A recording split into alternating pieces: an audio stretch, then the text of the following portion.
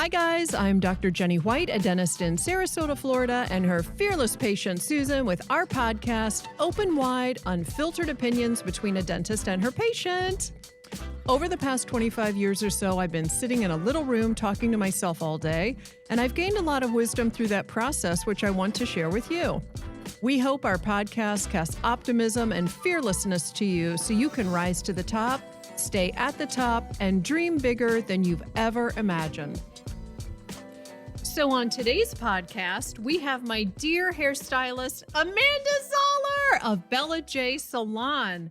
We're going to find out how Amanda shapeshifts her brain to handle her clients, how she created her business out of thin air, the hard hustle, as she calls it, life hurdles, motherhood, how she turned Dr. Jenny, that would be me, into the best version of my hair self, and valet jogging through life. What does that mean? Amanda is testament that you can rise to the top, stay at the top, and dream bigger than you've ever imagined. Welcome to the Open Wide Podcast, Amanda. Susan and I are so happy you're here. Happy to have you here. Thank you, ladies. I'm so grateful to be here.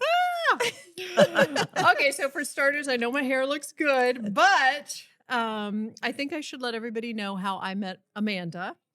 My most amazing dental hygienist, Lori, has seen you forever, and all the girls in her family have seen you forever. And the thing that I loved about their hair was everybody had an individualized, great look. Yeah. No one looked the same. They all looked great. So when I was ready to make that hair change, I asked Lori, I said, who do you see? And Amanda took me in.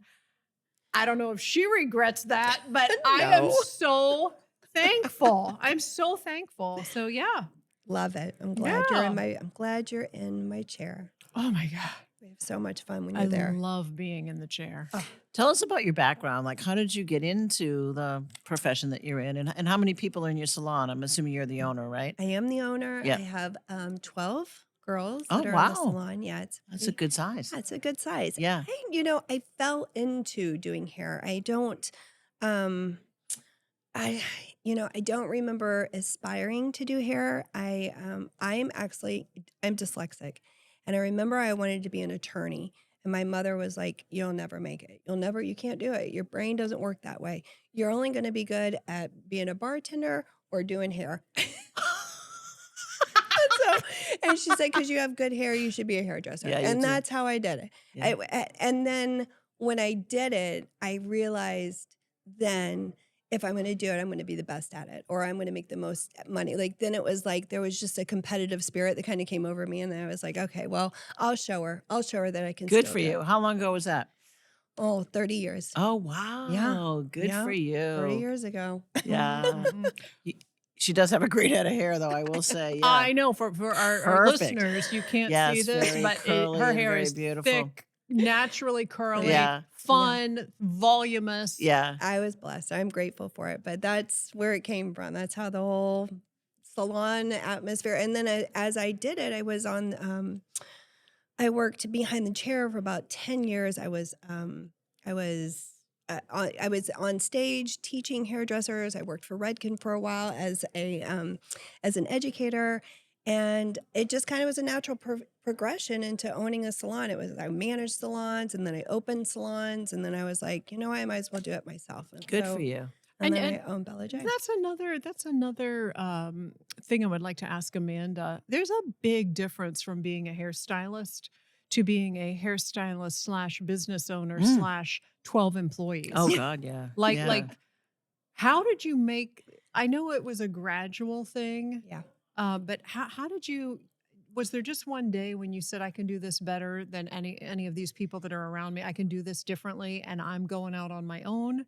I feel like, yes. I feel like there was a point where I had managed salons and the staff was wanting to work under me more than the actual owner. And the owners, there was only a couple of salons in Sarasota at that time, and I worked strictly on University Parkway. So there was only a handful.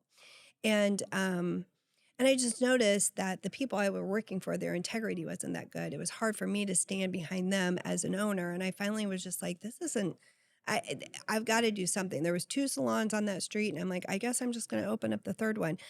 I had no idea, and I opened it 2007. I think we started building 2006, opened February 2007, and then the bottom dropped out 2008 with the Oh, whole Oh, economy. So I was a little bit of a struggle, but I figured if you can make it through that, you can make it through anything. mm. And not only did I make it, I actually grew my company 3 times in that time. I changed the model of the business tell to us a little bit about that. oh Like the hustle, the the work, the everything. Like what was involved with so that? so I got so I opened the doors up in February. I was just dating my husband, and I found out I was pregnant 6 months into owning the salon. Mm. So it was a little bit of a like, okay, what are we going to do? I got to get my bearings. I only had 2 people working for me at the time. So all the money was going back in the salon. All my money behind the chair was going back into the salon. And so, and then the economy fell apart. And I remember just thinking to myself, like, I don't think I'm going to be able to do this. I don't think I'm going to be able to keep this going. Um, so I knew I needed a certain amount of money from each stylist to keep the doors open. I wasn't going to profit, but if I could just hold the money behind my chair, I could at least feed my family and my up and coming family. I just needed the girls to just give me an X amount of deal. So I sat down with the little bit of group that I had who had all worked for me before in different salons. And I said, here's the bottom line. I need this amount of money every week from you girls. We're going to move it from a commission-based salon to a booth rental salon, and but I'm going to keep it high end. I'm not going to do the old mom and pop. I want to do something different. And they said, we believe in you. And I said, oh, and by the way, whatever money you make behind the chair is yours. Like you do whatever you want. So we make you more. They're called 1099 people, so they get to keep all their money and do their own taxes. And everybody loved it. And when the word got out, I went from I think I had 3 or 4 stylists and moved to 6 stylists and then had 9 stylists. And I outgrew myself so fast because it was just going to be better for everybody at the time. They all were needing to make money and clients couldn't afford the hair salon. So it was just, I think in that process, I kept remembering friends, pivot, pivot. Like it kept going it, like just pivot, just, change. Don't stop, just pivot, just kind of change it up a little bit. And I guess that's been a motto for the whole 20 years of owning it. Just kind of like COVID came, like there's just been things you just have to, don't give up, just pivot. But Can I ask a question? What's the difference between commission basis and booth basis or chair basis? independent, yeah. Yeah. So commission base is the concept is you have people working there. And a lot of times those salons are in plazas that have a heavy foot traffic. Like if you're at a Publix or if you're at Okay. a plaza, that they have a higher rent usually because there's heavy foot traffic. But the business model is that they do their marketing, their websites, they do everything to bring in the clients. But Okay. but then they give them to the stylist. They're the ones that dictate who goes, and whatever stylist does that, then they take a percentage of that. The mindset too is that the salon believes that those clients are theirs, Hmm. not the stylist. The stylist, though, is the one who creates a relationship. So I don't always believe in that model, but that was the old model. Hmm. The independent salons now are just that. You cultivate clients through other clients, referrals. They're yours. You get to have them. You get to take your money home, and then you pay the IRS whatever they tell you to pay. Mm. It's a little So, do all of your employees have their own phone numbers and their yes. clients call them directly? So, there's not like a unified number. No, yes. So I do have a salon number. So if somebody does get us through that, then yes, you call, I give you, are you looking for a certain stylist? And I'll let them know their number and their information. A lot of times too, now everything's online booking. And if you look up, our Instagram, or there's so many different ways now, different than 20 years ago that they find people. So anyway, social media, QR codes, all those things. For sure. Wow. Yeah. I want to talk a little bit about pivoting because Susan and Mm. I have done a number of podcasts, and there is a common thread of the pivot. Let's talk about the pivot. You have to, I can't imagine being behind the chair, doing your craft, starting a new business. You're not married, you're pregnant, and money is running tight, economy's dropped out, and you pivot. Does it take for you a tragedy, like a world tragedy or, a lot of commotion for you to pivot? Or do you find yourself just kind of naturally pivoting a little bit here and there, pivot this, pivot that? Because you're a mom, you've raised children. Like all the things that you have done, I can't imagine the number of pivots. Yeah. I think that's, goodness, I feel this. I feel like anytime life is going just as it should, something happens.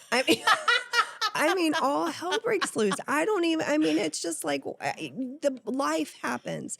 And so I think that happens in business ownership. I think it comes with marriage. It comes with um, mom, everything. Just so I think I've learned no longer to let it rattle you or stop you.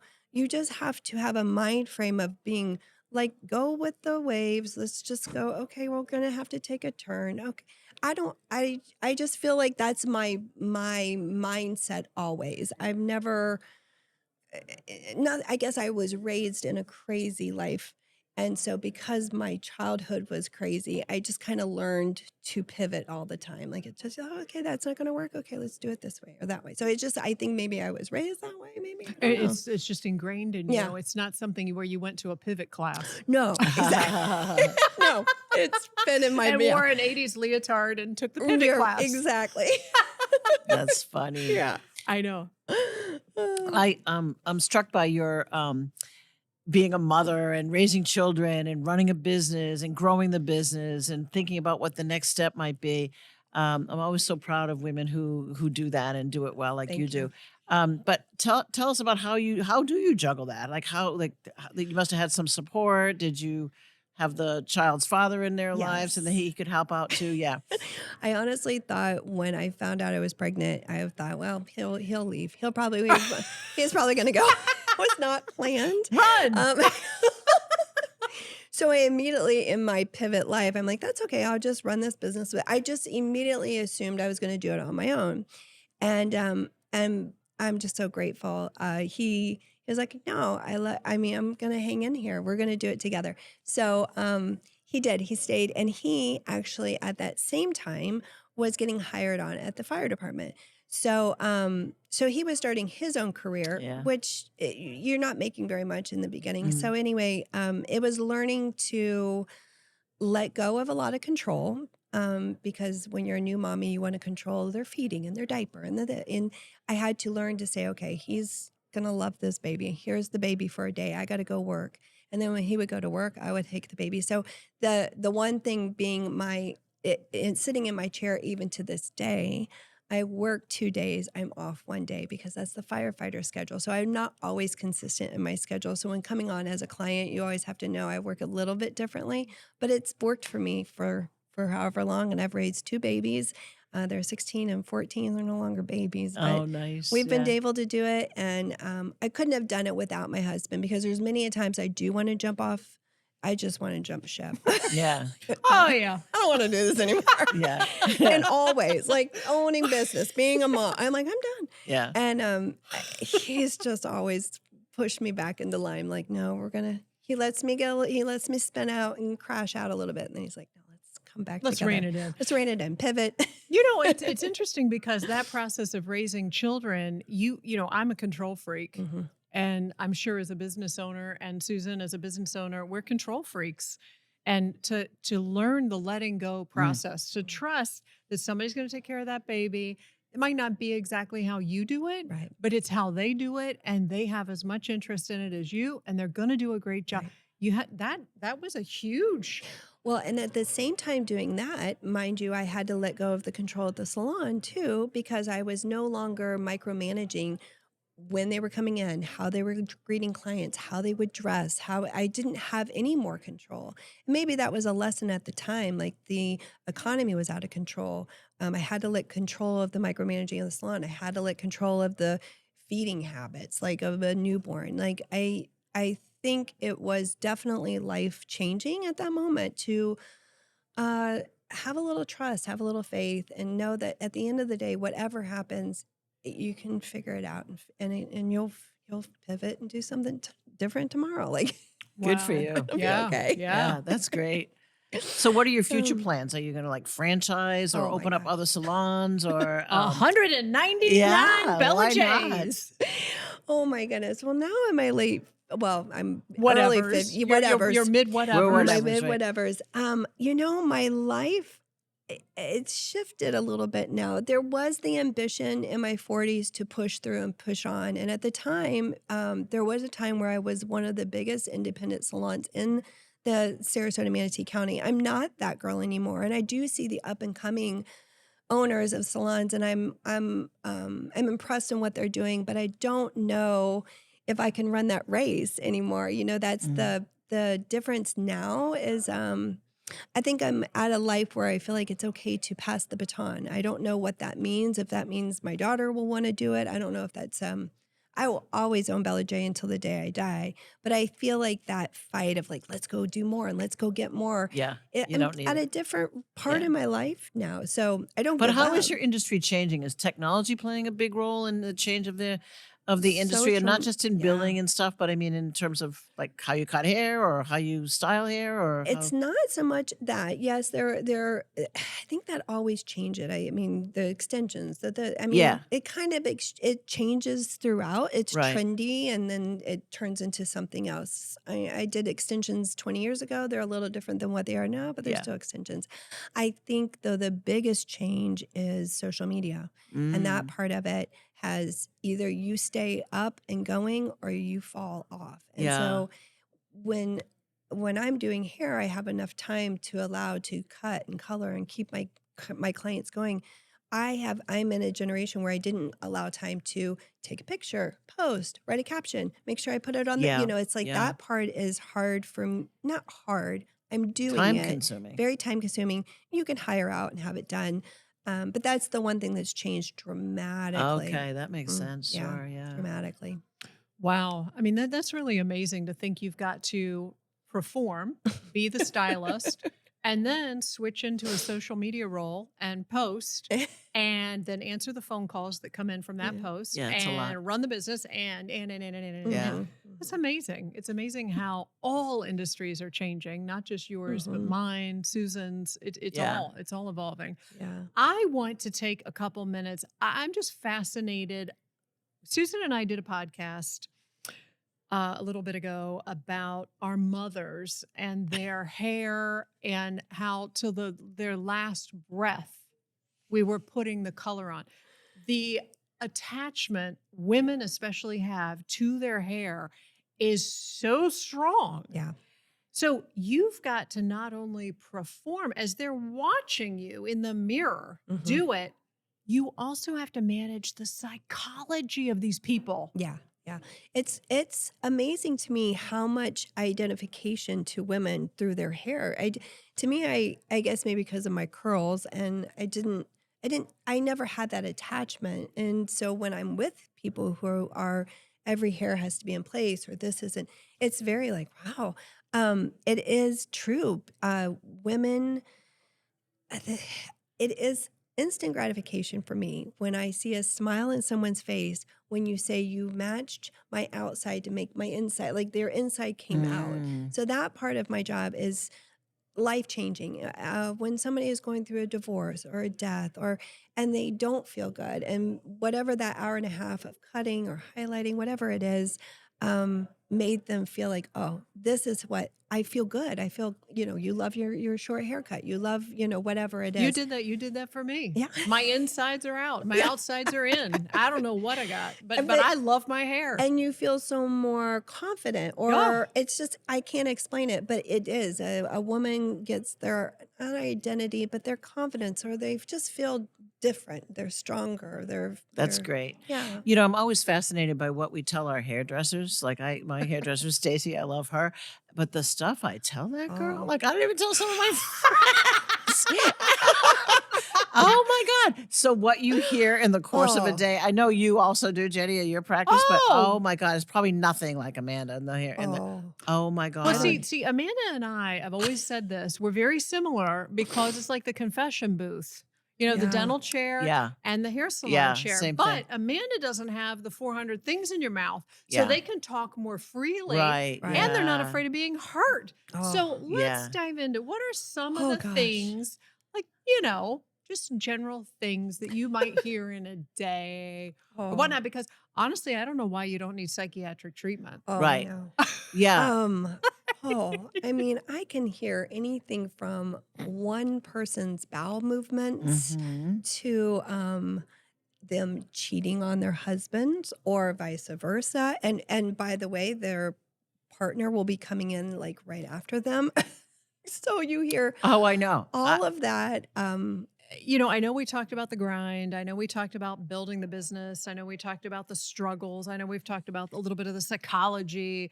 Now we're at a point in our lives, or you mentioned you're at a point in your life where it's more of a valet jog. And I just love this term. I never heard of it before. Tell me about the valet jog, Oh my goodness. coined by Amanda. It was you and I talking. It was not even thing I had told anybody before you. You and I were talking about how I feel like my whole life has been a sprint. Like I have been running and I am running the race. I am like the Olympic pace. I'm just and running and sprinting. And I'm finally like, I just want to be a valet jogger. I want the same. Yeah. When you give the valet guy your key and he's like, I'll be right with you. And he just Yeah. kind of Yeah. that's where I would That's a good love to analogy. live. Yeah. So anyway, I want my life to be valet jogger. I think that we did discuss at your last appointment, Jenny, that it was as much as I would love to be a valet jogger. I don't know, maybe it's not as achievable on a consistent basis, but yeah, I feel like I've sprinted my whole life. I would like to just stop and be at a valet jog. That's fun. And I think we kind of do that a little bit. We valet jog here and there, all of Yeah. us, but we sprint too. Yeah, We I can sprint. do a lot of sprinting. So I want to go to some selfish questions. Okay. Ooh. Woo! So for example, Jenny and I were just talking about how at a certain age your hair thins out. Yes. So is there Mm. anything that we could be doing to keep our hair like a little bit more robust? Are there products that we should be using, or should we be washing our hair every day? And how about coloring? That I do every 3 weeks, Yes. which I know can't be good, but I'm not stopping it either. So No, absolutely not. I do believe ultimately it has everything to do with our hormones and our balance of life. I don't necessarily think, I think as we age, our hair ages and we don't have as much collagen, we don't have as much testosterone, we don't have as much. So honestly, that's where that whole shift of our hair, it really has a lot to do with your hormones. But coloring, live life, live in color. Amen. No need to not yeah, color. no, Amen. amen for sure. But Yes. it's not like bad for us, the accumulation of years of color. It's not seeping into your scalp and going No. into your No, I've heard that whatever. 100 times. No, I colored my hair all through pregnancy. I've breathed all the fumes. I'm fine. Oh, and good, Yeah, okay. we're all I fine. used to drink water out of the hose. So, Yeah. and all the stuff in the hose Play didn't with kill me. So we're mercury. good. And right. see, yeah, Yeah, you I'm live to good. tell. I'm Yeah, good. you're good. Right. All is good. Good. Yes. Okay.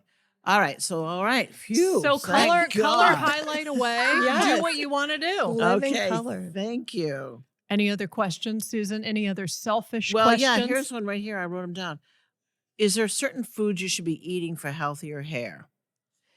That's a good question. Cupcakes, ice cream. Yeah. That's what I'm hoping she said. That's what right? I would say. I I mean, like avocados or I don't. I have I no idea. mean, I've heard all those. I don't know if any of the one. No, I don't know. Okay. I no. I don't think of any of them. I think have a healthy diet. Okay, and then things that we need to do to make our hair stronger, like I guess not pull it back in a ponytail, and that causes breakage and stuff Right. like that. Yeah. Yeah, you want to be more gentle to it. And Yeah. pull it back in the clip, and yeah. But Yeah. I also am a firm believer that we live life, and we don't live for our hair. We just live life, a healthy life, and Your hair will follow. It's fine. It's Speaking of following, I follow Susan's cocktails of the podcast. So could we take a quick breather and have my little cocktail of the podcast? Yes, and today we're going to do a mocktail because we've been getting requests from some of our listeners that they would like good. to hear mocktails from time to time. Oh, So I found this and we'll link this in the show notes. This is called Say So Old Fashioned 8 Ready to Make Cocktail Sachets. You just need to add cold water, and if you want spirits, you can throw those in too. But this is going to mimic an old fashioned. It's just literally a tea bag in water. Can you tell that I'm slightly lazy and I don't want to go buy a bunch of that's things? great though. Yeah. So let's get it going here and see what we think. All We're right. back. Cheers. Cheers. Amanda, it was Cheers, great to have you everybody. on our podcast. cheers. Thank you for What's this having again, me. Jenny? Okay, so these are little tea sachets called Say So, SAYSO. They're We'll refreshing, reference aren't they? them. Very good. You like it? Okay, good. This is the Yes. old fashioned. No mess with this. You just put water, ice, and a tea bag. Very Couple minutes, refreshing. bada bing. You can probably pick it up in any grocery store. Where'd you get it? or alcohol store. I got it at Sprouts Market, the Mm. grocery store. And really, it's a women-owned company also. Oh, so good. Nice as a mocktail, or you can add a little magic to it. And Love it. It And tastes yeah, nice and actually very refreshing. refreshing. Yeah. Well, I cannot thank you enough, Amanda, for Mhm. sharing your story and the journey. I know it's inspired many people. It's also probably inspired people to want to contact you regarding their hair, their cut, their color, their highlights. If anyone wants to get in touch with you regarding their cut, color, and highlights, what number should they call? And what is the address of the salon so they can get in touch? Right. And there's also for people like me, thinning hair, dry hair, Oh, hair yeah, the split oil- ends. The oil production The is oil disintegrating. Our hair is falling out. Where do we call, And Amanda? if we need a psychiatric Yeah, there you go. consultation. Call Bella J 941-351-6807. And we're located at 6253 Lake Osprey Drive in Lakewood Ranch, right off I-75. Okay, and it's Bella, Bella, and J like, J, the initial J. yeah, like what, Mhm. Jane? J like John. John. My middle name is Joe. Okay. Actually. Okay, great. Thank you again for You're coming so on welcome. board. Thank And you know, for it turns having out me. that my tip of the day, if you've been following on our podcast, you know we Yes. do tips of the day. Yes. And I found this article. It's 50 things you never knew you could do with toothpaste. And I'm educating Dr. White. I know You've where heard you're- about it, right? I already know where you're going with this. So did you know you could use it as a hair product? Oh, here we go. Round and round and round we go. Yeah. So if you run out of hair gel, just get your toothpaste and it works as a hair gel when you are in a pinch. So if you're on a date, people are like, you smell like Colgate. You smell minty fresh. Oh my gosh. You know I what? think it takes the color off of your skin too. Okay. Toothpaste. Well, there you go. There's another benefit. Another amazing use for the tooth. I'm going to Toothpaste. put a little travel size in, and next time I'm in, Yeah. let's do an experiment Let's and see if do. it gets the color off my face. I Thank think it's you, a great Amanda. idea. Thank Oh. you. All right, everyone. Stay strong, dream big, floss your teeth, get your hair done, and that's a wrap. Thank you, ladies. That was Nice to have you. amazing. Yay! Oh my. We thank you for listening and hope you enjoyed this podcast. If you did, please share this show with friends and family and subscribe to our YouTube channel. This way, you'll never miss weekly drops. Stay strong, dream big, and floss your teeth.